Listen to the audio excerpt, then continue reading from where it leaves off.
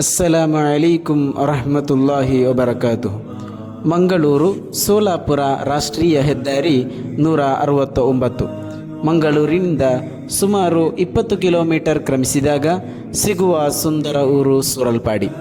ಈ ಊರಿನ ಮೂಲಕ ಹಾದು ಹೋಗುವಾಗ ರಸ್ತೆ ಬದಿಯಲ್ಲಿ ಕಾಣುವ ಒಂದು ಭವ್ಯವಾದ ಮಸೀದಿ ಯಾರನ್ನೂ ಒಮ್ಮೆ ಕಣ್ಣೆತ್ತಿ ನೋಡದೆ ಮುಂದೆ ಸಾಗಲು ಬಿಡುವುದಿಲ್ಲ.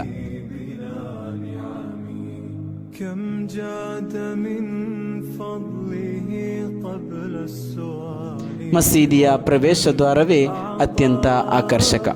ವಿಶಾಲವಾದ ಅಂಗಳ, ಅಚ್ಚುಕಟ್ಟಾಗಿ ಹಾಕಿರುವ ಇಂಟರ್ಲಾಕ್, ಸುಂದರವಾದ ವಿನ್ಯಾಸ.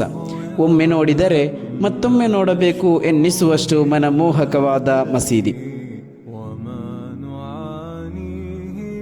ಕೇಳಿ ಈ ಮಸೀದಿಗೆ ಸರಿಸುಮಾರು 100 ವರ್ಷಗಳಷ್ಟು ಹಳೆಯ ಇತಿಹಾಸವಿದೆ.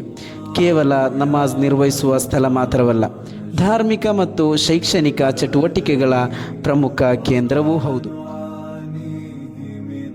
ಮಸೀದಿಯ ಪಕ್ಕದಲ್ಲೇ ಇದೆ 4 ಅಂತಸ್ತಿನ ಸುಸಜ್ಜಿತ ಮದರಸ ಕಟ್ಟಡ. ಇಲ್ಲಿ 10ನೇ ತರಗತಿಯವರೆಗೆ ಕ್ಲಾಸ್ ನಡೆಯುತ್ತಿವೆ. ಇದೇ ಕಟ್ಟಡದಲ್ಲಿ ಅಲ್ ಖೈರ್ ಇಂಗ್ಲಿಷ್ ಮೀಡಿಯಂ ಶಾಲೆ ಕೂಡ ಕಾರ್ಯನಿರ್ವಹಿಸುತ್ತಿದೆ. ಪ್ರಸ್ತುತ 8ನೇ ತರಗತಿಯವರೆಗೆ ತರಗತಿಗಳು ನಡೆಯುತ್ತಿವೆ.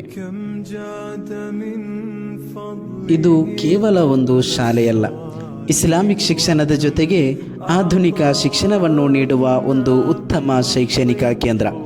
ಮಕ್ಕಳಿಗೆ ಶಾಲಾ ಶಿಕ್ಷಣದ ಜೊತೆಗೆ ಧಾರ್ಮಿಕ ಅರಿವು ಮತ್ತು ಇಸ್ಲಾಮಿಕ್ ಸಂಸ್ಕಾರವನ್ನು ನೀಡಲಾಗುತ್ತಿದೆ.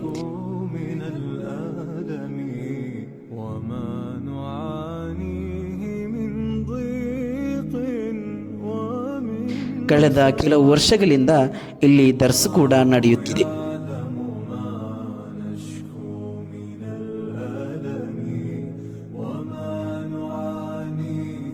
ಪರ ಊರುಗಳಿಂದ ಬರುವ ಮುತಅಲ್ಲಿಂ ವಿದ್ಯಾರ್ಥಿಗಳ ಊಟೋಪಚಾರವನ್ನು ಊರಿನ ಮನೆಗಳವರು ಪ್ರೀತಿಯಿಂದ ವಹಿಸಿಕೊಂಡು ಬರುತ್ತಿದ್ದಾರೆ. ಇಲ್ಲಿನ ವಿಶೇಷತೆ ಏನೆಂದರೆ, ಮುತಅಲ್ಲಿಂ ವಿದ್ಯಾರ್ಥಿಗಳಿಗೆ ದರ್ಸ್ ಶಿಕ್ಷಣದ ಜೊತೆಗೆ ಡಿಗ್ರಿಯವರೆಗೆ ವಿದ್ಯಾಭ್ಯಾಸ ಮಾಡುವ ಅವಕಾಶವಿದೆ. ಅವರಿಗೆ ಬೇಕಾಗುವ ಶಾಲಾ ಶುಲ್ಕ, ಪ್ರಯಾಣ ವೆಚ್ಚ, ಪಠ್ಯಪುಸ್ತಕಗಳು ಹಾಗೂ ಇತರ ಶೈಕ್ಷಣಿಕ ಪರಿಕರಗಳ ವೆಚ್ಚವನ್ನು ಜಮಾತ್ ಕಮಿಟಿ ಮತ್ತು ಊರಿನವರು ಪರಸ್ಪರ ಸಹಕಾರದಿಂದ ವಹಿಸಿಕೊಂಡು ಬರುತ್ತಿದ್ದಾರೆ. ಮಸೀದಿಯ ಸನಿಹದಲ್ಲೇ ಇದೆ ಒಂದು ಕೊಳ. ಅದು ತುಂಬಿ ತುಳುಕುವ ವೇಳೆ ಈಜಾಡಲು ಮುಕ್ತ ಅವಕಾಶ ಕಲ್ಪಿಸಲಾಗಿದೆ. ಅದರ ಮೂಲಕ ಪುಟ್ಟ ಮಕ್ಕಳು ಕೂಡ ಈಜು ಕಲಿಯುತ್ತಿದ್ದಾರೆ. ರಮಲಾನಿನಲ್ಲಿ ಹಲವಾರು ಸ್ಥಾಪನೆಗಳಿಗೆ ಜಿಲ್ಲೆಯಲ್ಲೇ ಅತ್ಯುತ್ತಮ ಕಲೆಕ್ಷನ್ ಇಲ್ಲಿ ನಡೆಯುತ್ತದೆ. ಇತರ ವ್ಯಕ್ತಿಗತ ಕಲೆಕ್ಷನ್ ಕೂಡ ತಥೈವ. ಊರ ಹಾಗೂ ಪರ ಊರ ಮುತಅಲ್ಲಿಮರಿಗೂ ಇತರ ಉಸ್ತಾದರಿಗೂ ತುಂಬ ಹೃದಯದಿಂದ ದಾನ ಮಾಡುವವರೇ ಜಾಸ್ತಿ.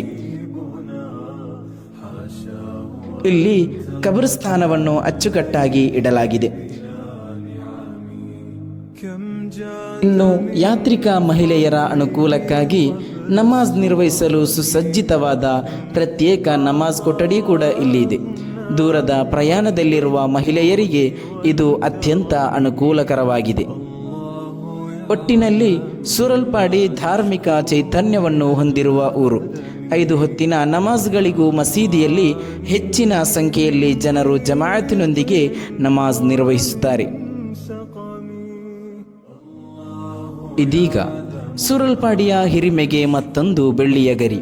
ಅತ್ಯಂತ ಭವ್ಯವಾದ ರೀತಿಯಲ್ಲಿ ನಿರ್ಮಿಸಲಾಗಿರುವ ಒಂದು ಸುಸಜ್ಜಿತ ಕಾನ್ಫರೆನ್ಸ್ ಹಾಲ್.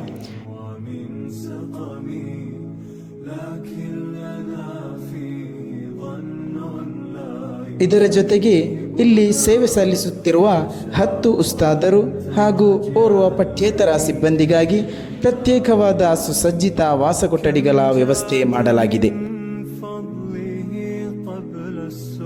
ಪ್ರತಿಯೊಬ್ಬರಿಗೂ ಅಗತ್ಯವಾದ ಟೇಬಲ್ ಹಾಗೂ ಕಪಾಟು ಕೂಡ ಒದಗಿಸಲಾಗಿದೆ.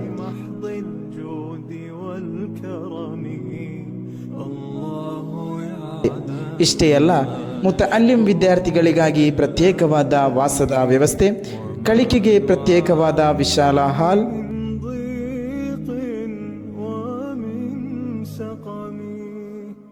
ವಿದ್ಯಾರ್ಥಿಗಳ ಅನುಕೂಲ ಮತ್ತು ಶೈಕ್ಷಣಿಕ ವಾತಾವರಣವನ್ನು ಗಮನದಲ್ಲಿಟ್ಟುಕೊಂಡು ಮಾಡಿರುವ ಇಂತಹ ಸುವ್ಯವಸ್ಥಿತ ವ್ಯವಸ್ಥೆ ನಿಜಕ್ಕೂ ಮೆಚ್ಚುವಂತಹದ್ದು. ಪ್ರತಿಯೊಬ್ಬ ವಿದ್ಯಾರ್ಥಿಗೂ ಪ್ರತ್ಯೇಕ ಮಂಚ, ಬೆಡ್ ಹಾಗೂ ಪ್ರತ್ಯೇಕ ಸೆಲ್ಫ್. ಮುತಅಲ್ಲಿಂ ವಿದ್ಯಾರ್ಥಿಗಳ ವಾಸ ಮತ್ತು ಕಲಿಕೆಗೆ ಇಷ್ಟೊಂದು ವ್ಯವಸ್ಥಿತವಾದ ಸೌಲಭ್ಯವನ್ನು ಕಲ್ಪಿಸಿರುವುದು ನಿಜಕ್ಕೂ ವಿಶೇಷ. ನಮ್ಮ ಜಿಲ್ಲೆಯಲ್ಲೇ ಇಂತಹ ವ್ಯವಸ್ಥೆಗಳಲ್ಲಿ ಇದು ಒಂದು ಮಾದರಿ ಎನ್ನಬಹುದು. ವಿದ್ಯಾರ್ಥಿಗಳ ಶಿಕ್ಷಣದ ಜೊತೆಗೆ ಅವರ ವಾಸ, ವಿಶ್ರಾಂತಿ ಮತ್ತು ಅಗತ್ಯ ಸೌಲಭ್ಯಗಳಿಗೂ ಇಷ್ಟೊಂದು ಮಹತ್ವ ನೀಡಿರುವುದು ಸೂರಲ್ಪಾಡಿಯ ವಿಶೇಷತೆ.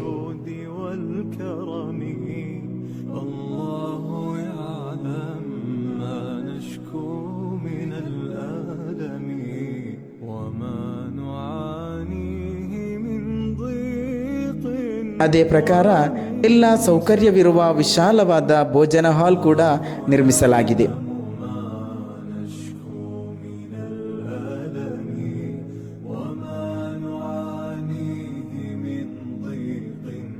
ಇತ್ತೀಚೆಗೆ ಇದರ ಉದ್ಘಾಟನಾ ಸಮಾರಂಭ ನಡೆಯಿತು.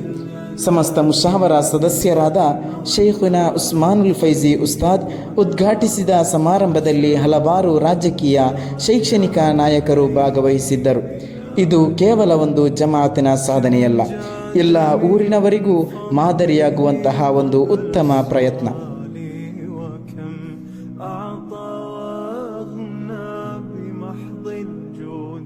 ಅದೇ ರೀತಿ ಗಾಜಿ ಸ್ವೀಕಾರ ಸಮಾರಂಭಕ್ಕೆ ಆಗಮಿಸಿದ್ದ ಸಮಸ್ತದ ಅಧ್ಯಕ್ಷರಾದ ಸಯ್ಯದುಲ್ ಉಲಮಾರವರು ಈ ನವ ಕಟ್ಟಡವನ್ನು ಸಂದರ್ಶಿಸಿ ದುಆ ಮಾಡಿದರು.